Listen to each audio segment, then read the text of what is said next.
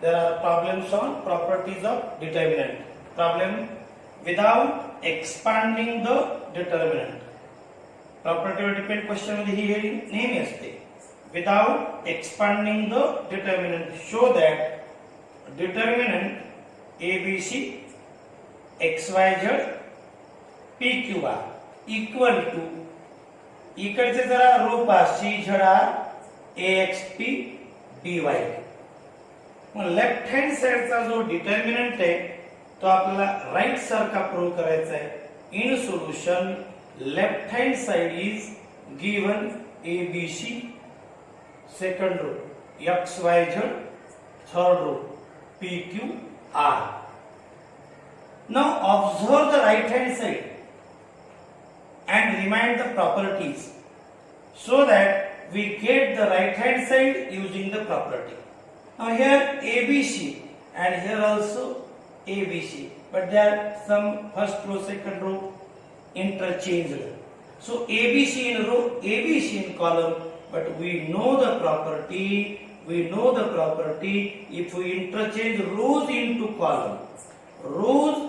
the column, then value of determinant does not change.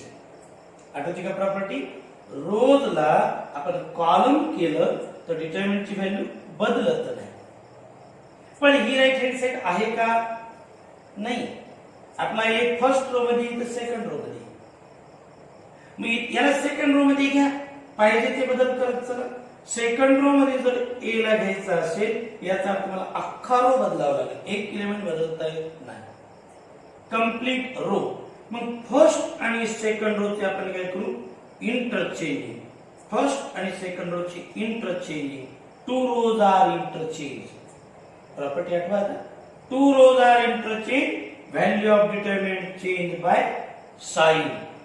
याची positive असेल तर येते negative. and third row remains unchanged. Property आठवली का? If two rows are interchanged, their value change by sign only. तरी पण right hand side आली नाही. म्हणजे आपला मिडल रो आला पहा. फर्स्ट रो तिथं CZ आहे, इथं थर्ड रो CZ आहे. मग फर्स्ट आणि थर्ड इंटरचेंज करा म्हणजे आपल्याला काय मिळेल? If first and third rows are interchanged, म्हणजे इथं पण तीच प्रॉपर्टी आली ना. Two rows are interchanged, value change by again sign. Plus होती तर मायनस झाली, पुन्हा चिन्ह बदललं म्हणजे प्लस झाली. And the second row remains unchanged. पहा आता right hand side. CZR AXP and BY. पुन्हा एकदा रिपीट करू का? प्रॉब्लेमची left hand side ABC XYZ PQR. राइटला ऑब्झर्व करत चला कारण ती मला पाहिजे. आठवायचे काय? Properties of determinant. If all rows are converted to column then value does not change. काहीच बदलत नाही. फक्त रोजची कॉलम करा, व्हॅल्यू तीच राहते, equal value. If two rows are interchange, value change by sign. First आणि सेकंड रो आर इंटरचेंज. या दोघांची अदला बदली केली. Again, first and third row are interchanged, value change by sign only. Minus becomes plus, and hence you get the right hand side that is equals to RHS. So LHS is equals to RHS. That means this condition is proved. शेवटी जर बोर्डची paper परीक्षा द्यायची असेल तर त्यावेळेला हे answer final पुन्हा hence we prove that. Okay, next problem. So the problem was with without expanding the determinant, show that determinant 1a square aq, 1b square bq, 1c square cq equal to the determinant bc a square, ca b square, ab c square. तो matrix एकदा नीट वाचून घ्या. मी तोपर्यंत इथं left hand साइडचा matrix लिहितो LHS. तुम्ही दोन्ही side नीट observe करा आपल्याला काय पाहिजे. आणि लेफ्ट हँड साइडला मॅट्रिक्स कसा दिलाय पहा. सॉरी, डिटर्मिनंट 12वीचा मॅट्रिक्स चॅप्टर चालू असल्यामुळे माझ्या तोंडात कधी कधी मॅट्रिक्स शब्द यायला, इट इज डिटर्मिनंट. हा मॅट्रिक्स याच्यासारखा तयार करायचा. मॅट्रिक्स LHS चा ऑब्झर्व करा, तो राईट हँड साइड सारखा आणायचा. काय ऑब्झर्वेशन करू आपण पहा. इकडे A square B square C square, इकडे ABC, क्यूब क्यूब क्यूब आहे, स्क्वेअर स्क्वेअर स्क्वेअर. म्हणजे या दोन कॉलम्स मध्ये काही लॉजिक लक्षात आलं. पुन्हा BCCAB इथे 1 1 1. हे मेमरीत ठेवून पुढे जाऊ आणि आपल्याला ह्या पुढल्या स्टेप मध्ये काय करावं, म्हणजे या A स्क्वेअर चा पॉवर A क्यूब चा पॉवर A स्क्वेअर होईल. तर मी फर्स्ट रो मधून कॉमन काढतो A. फर्स्ट रो मधून कॉमन A निघाल्याच्या नंतर पहिल्या रो मध्ये 1 by A and A square. मी सेकंड रो मधून B कॉमन काढायलो, म्हणजे इथे 1 बाय B स्क्वेअर. आणि मी थर्ड रो मधून C कॉमन काढतोय, इथे 1 बाय C स्क्वेअर. प्रॉपर्टी आठवते ना, एखाद्या कंप्लीट रोला कॉमन मल्टिपल कॉमन काढू शकतो. एका रो मधून पूर्ण. प्रॉपर्टी नंबर माझ्या मते ती असेल 5. ओके, एकदा प्रॉपर्टी आठवून पहा.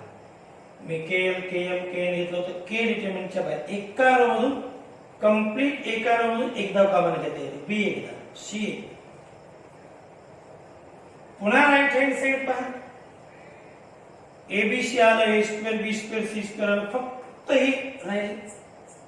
तर मी तुम्हाला म्हणेन हा पार्ट राईट हँड साइडला नाही आणि या कॉलम मध्ये बदल आहे. बस एवढ्यावर 100% तुम्हाला काय करायचं ते आठवेल.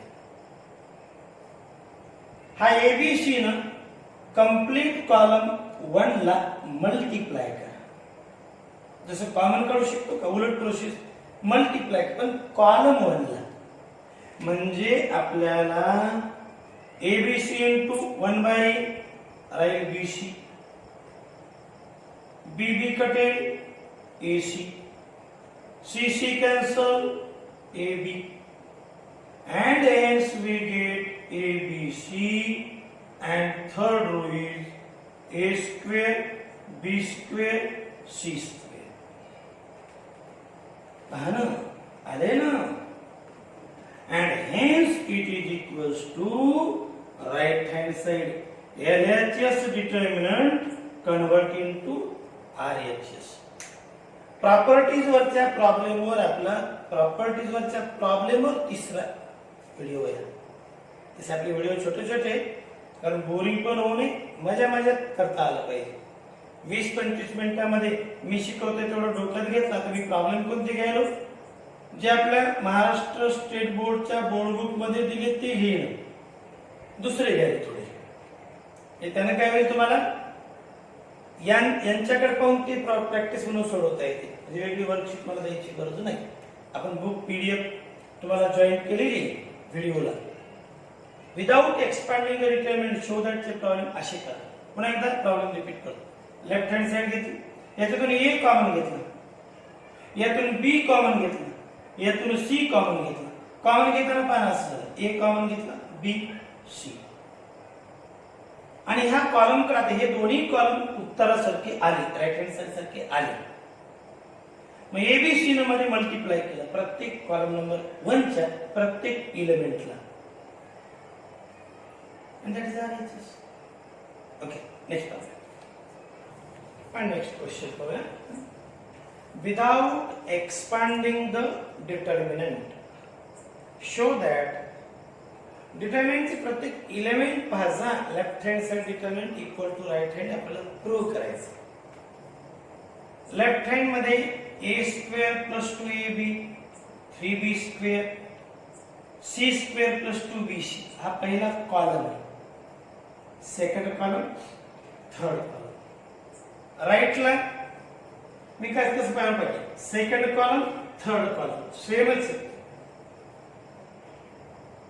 फक्त लेफ्ट हँड साइड पेक्षा राईट हँड साइड मध्ये कॉलम इतका डिफरंट. चला मग करा विचार. फक्त पहिल्या कॉलम बद्दल आपल्याला विचार करायचा आहे की त्याला राईट हँड साइड सारखं कसं आणावं. पहिला कॉलम काय तर a square plus 2ab, 3b square एकटाच एलिमेंट आहे, c square plus 2bc, abc 1 1 1. हा सेकंड आणि थर्ड कॉलम राईटला ऍज इट इज आहे. फक्त फरक आहे पहिल्या कॉलम मध्ये. सुचलं की बाकी इकडे a square b square c square याच्यात पण a square b square c square आहे. फक्त मला इथं थोडस पहिला जो कॉलम आहे का याच्यात a square b square c square आहे असं मी मुद्दाम तुम्हाला दाखवतोय की आहे. आणि मग a स्क्वेअर प्लस 2ab तर ऑलरेडी मी काही बदलच केलाय. बदल इथं केला पाहिजे. a square plus 2b square, c square plus 2bc. Change आपण केवळ एवढ्याच इलेमेंट मध्ये केलं. बाकी एकही इलेमेंट मी बदललेला नाही. एकही. कुठली प्रॉपर्टी माझ्या डोक्यात आली असेल पहा बरं. राईट हँड साइड तर पहिलं लक्षात. If element in a row or column right in sum of two numbers then that determinant is equals to the sum of two different determinants. आठवली प्रॉपर्टी. यामध्ये हा पहिला एलिमेंट एकात लिहायचा आणि सेकंड एलिमेंट हा दुसऱ्या डिटर्मिनंट मध्ये लिहायचा. आणि उरलेले जे दोन कॉलम्स आहेत ते separate as it is no change. He property आतापर्यंत जेवढे 7-8 प्रॉब्लेम घेतले का त्यात पहिली वेळ वापरणार. If numbers in a row, column or row write as a sum of two number, then that determinant is written as sum of two determinant whose first element is first column, second element is first column of second determinant, and two columns are same. Right hand side ताल हे आलं ना आगाऊ. आता त्याला काय करता येईल तिथं नकोय मला. म्हणजे 100% झिरो झालं पाहिजे. कसं झिरो होईल पहा. एक काम करता येईल, पूर्ण कॉलम नंबर 1 मधून 2 कॉमन काढता येईल. आणखी बी पण कॉमन निघाले की म्हणजे 2b जर कॉमन निघालं left hand side LHS is equal to the काय हा फर्स्ट डिटर्मिनंट आहे ना a square b square c square column number 2 abc column number 3 1 1 1. आणि सेकंड डिटर्मिनंट मध्ये 2 आणि b हे दोन फॅक्टर कॉमन घेते कॉलम मधून. 2b कॉमन कॉलम मधून. म्हणजे माझ्याकडे उरेल इथे a b c. Second column आणि थर्ड कॉलम आपण बदललाच नाही तर बदललं काय. करू पुढे खाली RHS. Two columns are same. Then value of that determinant is 0. So 2b plus 0 is 0. And determinant plus 0 is the determinant. And hence the left hand side determinant is converted to, it is a square b square c square. This is ABC and it is 1 1 1, but it is equals to RHS.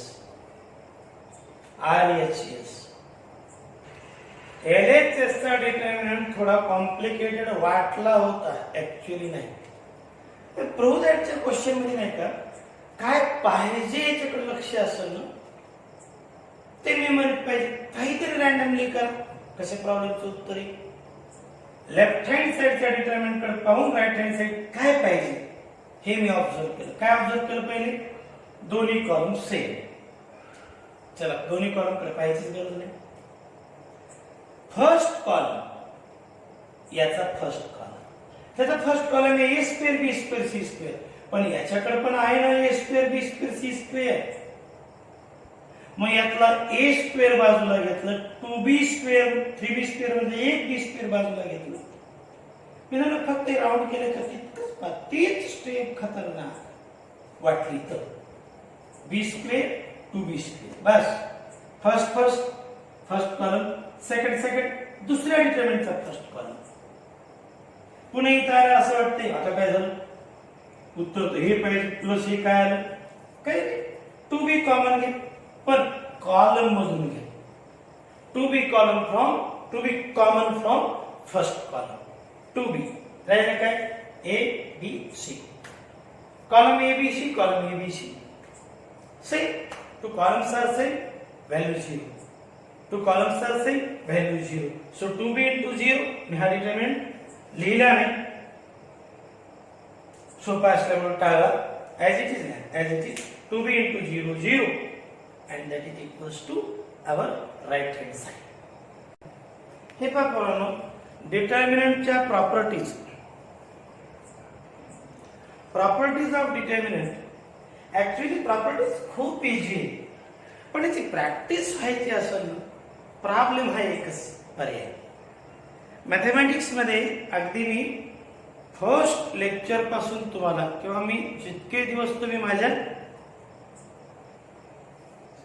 Touch मध्ये असाल, videos पाहसाल किंवा कोणी direct क्लासेसला येईल, माझं पहिलीपासून सूत्र आहे practice. Mathematics ही माझ्या प्रॅक्टिसची गरज नाही, मला तुमच्या प्रॅक्टिसची गरज आहे. मुलं फक्त पाहतात की सर किती सुंदर शिकवतात, आम्ही सुंदर शिकवतो, तुम्हाला कळालं, पण नेक्स्ट स्टेप राहिली ना प्रॅक्टिस करायची. इथे कसं पाहिजे पहा, आधी समजलं पाहिजे. स्टेप नंबर 1 समजल्याच्या त्यांच्या सुटेबल प्रॉब्लेमची प्रॅक्टिस करायला पाहिजे जास्त दिवस टिकून राहण्यासाठी. आणि त्याच्यानंतर प्रॅक्टिस स्पीड मध्ये पाहिजे. आता स्पीड ज्याची त्यालाच मेंटेन करावं लागते, कारण आपल्याकडे मर्यादा वेळेची. JEE द्या, JEE ऍडव्हान्स द्या किंवा CET द्या, प्रत्येक क्वेश्चनला मर्यादित वेळ. फक्त समजून फायदा आहे का नाही, समजल्याच्या नंतर पुढची स्टेप प्रॅक्टिस पाहिजे. आणि त्याच्यामुळे आतापर्यंत नाही का मी CETचे 3 वेळा आउट ऑफ मुलं आणून दिले, किंवा JEE पुन्हा 99% पर्यंत जाता आलं आपल्याला. म्हणजे हे सगळं मी फक्त शिकवण्यामुळे होते असं कधीही म्हणू नये. कुठल्याही 20 वर्षाच्या मागच्या कुठल्याही स्टुडंटला विचारा, मी माझ्या शिकवण्यामुळेच होते, आग धरणारच नाही. कारण मॅथमॅटिक्स मध्ये शिकवण्यापेक्षा शिकणारा प्रॅक्टिस करणारा पाहिजे. त्याला असं साधारण विद्यार्थी पकडला आणि त्याला टॉप आणलं हे करता येत नाही. आणि समजा करता येत असेल तर मुलगा ऐकणारा पाहिजे. मग 35 मार्काचा 10वी पासला मुलगा सुद्धा त्याला आपल्याला 90+ देता येते, पण त्यानं म्हणलं पाहिजे सर तुम्ही म्हणा तितकी प्रॅक्टिस करू. हे डिटर्मिनंटच्या प्रॉपर्टीचे प्रॉब्लेम मी 3च घेतले. बाकीचे प्रॉब्लेम करायचा प्रयत्न करा. आणखी मी 2 लेक्चर 2 व्हिडिओज याच्यावरच घेणार आहे. कारण पुढे काय बघ, क्रायमर सोल्व तुम्हाला 10th ला जर किंवा सॉल्व्हिंग लिनियर इक्वेशन झाले ना, तेच डिटर्मिनंट मेथड सोडवायचं. मग ते पार्ट सोपा आहे, थोडासा डिफिकल्ट पार्ट आहे कारण जीडब्ल्यू साठी महत्वाचा पण आहे, म्हणून मी रिपीट केलं. ओके, पुढच्या व्हिडिओला प्रॉब्लेम